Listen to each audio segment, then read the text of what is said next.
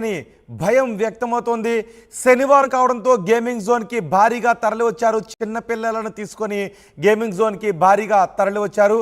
ఈ సమయంలో అక్కడ షార్ట్ సర్క్యూట్తో ఈ ప్రమాదం జరిగినట్టుగా తెలుస్తోంది. ఎలాంటి అనుమతి లేకుండానే ఈ గేమింగ్ జోన్ను నిర్వహిస్తున్నట్టుగా తెలుస్తోంది. గేమింగ్ జోన్లో ఒక్కసారిగా అగ్ని ప్రమాదం చోటు చేసుకుంది. లోపల చిన్నపిల్లలందరూ గేమింగ్ జోన్లో ఆడుకుంటూ ఉన్నారు. అగ్ని కీలలు చుట్టుముట్టడంతో ఒక్కసారిగా ఎటు పరుగు పెట్టాలో తెలియలేదు. అక్కడ నుంచి తప్పించుకునే ప్రయత్నం చేసే లోపే 24 మంది సజీవ దహనం అయిపోయిన ఘటన గుజరాత్లో చోటు చేసుకుంది. ఎలాంటి గేమింగ్ అనుమతి లేకుండానే అక్కడ గేమింగ్ జోన్ను నిర్వహిస్తున్నట్టుగా తెలుస్తోంది. ఎటువంటి అనుమతులు లేవు, ఫైర్ సేఫ్టీ మెజర్స్ అస్సలే లేవు. షార్ట్ సర్క్యూట్తో ప్రమాదం జరగడంతో ఒక్కసారిగా అగ్ని కీలలు చుట్టుముట్టాయి. ఈరోజు శనివారం కావడంతో ఎక్కువ మంది తమ పిల్లలను తీసుకొని గేమింగ్ జోన్కు వచ్చారు తల్లిదండ్రులు.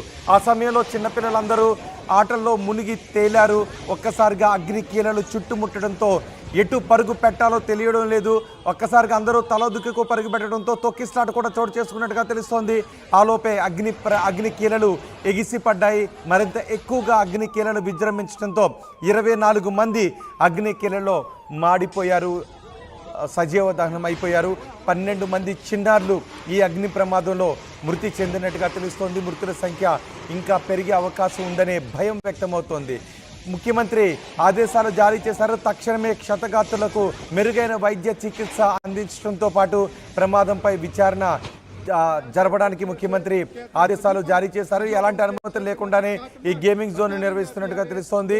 ఈ గేమింగ్ జోన్ నిర్వాహకుల్ని అరెస్ట్ చేసినట్టుగా తెలుస్తోంది. ఘటనపై ముఖ్యమంత్రి భూపేంద్ర పటేల్ కూడా స్పందించారు. బాధితులకు అన్ని రకాల సహాయం అందించాలని ఆదేశాలు జారీ చేశారు. ప్రమాదం జరిగిన చోట దృశ్యాలు ఆర్టీవీ స్క్రీన్ పైన చూస్తూ ఉన్నాము. ఎటు చూసినా హృదయ విదారక దృశ్యాలే కనిపిస్తూ ఉన్నాయి. మాడిపోయిన ఆ శిథిలాలలో చిన్నారులు, వారి తల్లిదండ్రులు కూడా చనిపోయారు. 24 మంది ఈ ప్రమాదంలో సజీవ దహనమైనట్టుగా తెలుస్తోంది. అక్కడ ఎటు చూసినా హృదయ విదారక దృశ్యాలే కనిపిస్తూ ఉన్నాయి. ప్రొక్లైనర్ను తీసుకుని వచ్చి సహాయక చర్యలు కొనసాగిస్తున్నారు. ఫైర్ ఫైటర్స్ అక్కడికి వచ్చి అగ్ని కీలలను ఆర్పే ప్రయత్నం చేశారు. ఈ ప్రమాదానికి కారణం షార్ట్ సర్క్యూట్ కారణంగా తెలుస్తోంది. మరి ముఖ్యంగా ఎటువంటి అనుమతులు లేకుండా అక్కడ గేమింగ్ జోన్ను నిర్వహిస్తూ ఉన్నారని తెలుస్తోంది. దీనిపై మరింత సమాచారం మా ప్రతినిధి రామకృష్ణతో మాట్లాడదాం. రామకృష్ణ, అసలు ప్రమాదం ఎలా జరిగింది? ప్రమాదం జరిగిన గేమింగ్ జోన్ దగ్గర ప్రస్తుత పరిస్థితి ఏంటి? ఇక రాజ్కోట్ లో జరిగిన గేమింగ్ జోన్ లో జరిగిన భారీ అగ్ని ప్రమాదంలో దాదాపుగా 24 మంది చనిపోయినట్టు తాజాగా సమాచారం అందుతుంది. ప్రస్తుతం ఉన్న పరిస్థితిని ప్రధానమంత్రి నరేంద్ర మోడీ అలాగే కేంద్ర హోంశాఖ మంత్రి అమిత్ షా తాజా పరిస్థితిపై ముఖ్యమంత్రి భూపేంద్ర పటేల్ తో మాట్లాడారు. పరిస్థితి ఎలా ఉంది అనే అంశానికి సంబంధించి ఇప్పటికే ముఖ్యమంత్రి తాజా ప్రధానమంత్రికి అలాగే హోంమంత్రికి సమాచారాన్ని ఇవ్వడం జరిగింది. దాదాపుగా ఇది ఇక్కడ 24 మంది చిన్నారులు చనిపోవడం, 24 మందిలో చాలా మంది ఎక్కువ మంది చిన్నారులే ఉన్నారు. మరి ఇక్కడ ఫైర్ సేఫ్టీ అనేది ఇక్కడ లేదు. ఇది చాలా పెద్ద గేమింగ్ జోన్. రేకులతో వీటితో వేశారు కాబట్టి టెంపరీ సెట్టింగ్స్ వేసి ఇక్కడ గేమ్స్ నిర్వహిస్తున్నారు. మరి వీటికి ఎలాంటి పర్మిషన్స్ కూడా లేవనే తెలుస్తుంది.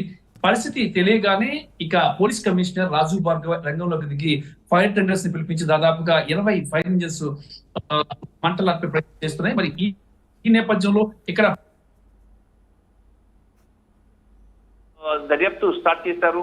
ఈ పరిస్థితి ఈ విధంగా ఉండడాన్ని, అసలు ఎందుకు జరిగింది ఈ రకంగా ఈ గేమింగ్ జోన్ లో ఇలాంటి ప్రమాదం ఎందుకు జరిగిందనే అంశానికి సంబంధించి ఈ పోలీసులు దర్యాప్తు చేస్తున్నారు.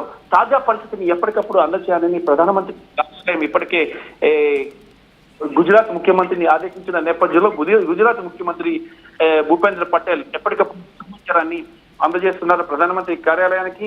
మరి ఇంత భారీ ఘటన జరగడానికి బాధ్యులను కఠినంగా శిక్షించాలని చెప్పేసి కూడా పోలీసుల్ని ఆదేశించారు ప్రధానమంత్రి కార్యాలయం.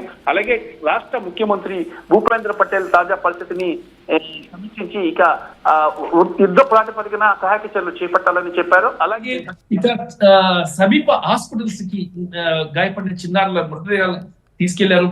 కొంతమంది బాగా గాయపడ్డారు. వాళ్ళందరినీ కూడా తీసుకుని హాస్పిటల్స్ లో వైద్య సేవలు ఇప్పిస్తున్నారు. ముఖ్యంగా చిన్నారులు మంటలు పూర్తిగా అదుపులోకి వచ్చాయా?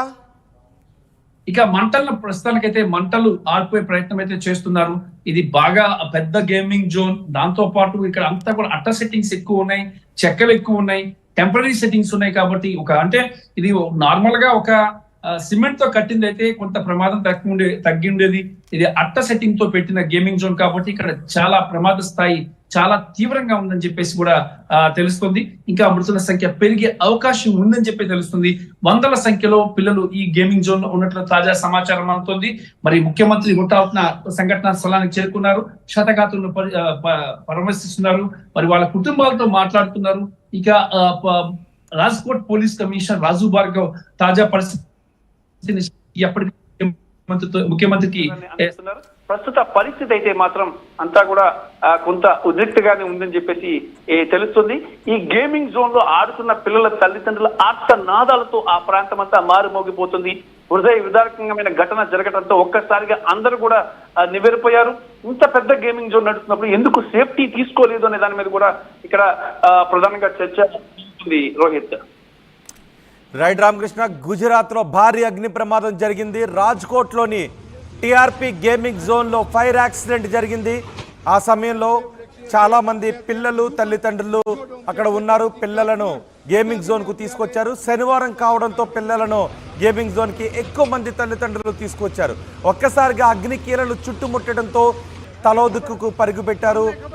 ఎవరు ఏ దిక్కుకు పరిగెడుతున్నారో కూడా తెలియని పరిస్థితి అక్కడ నెలకొని ఉంది. ఒక్కసారిగా అగ్నికీలలు చుట్టుముట్టడంతో ఈ ప్రమాదంలో 24 మంది సజీవ దహనమయ్యారు. మృతుల్లో 12 మంది చిన్నారులున్నట్టుగా తెలుస్తోంది.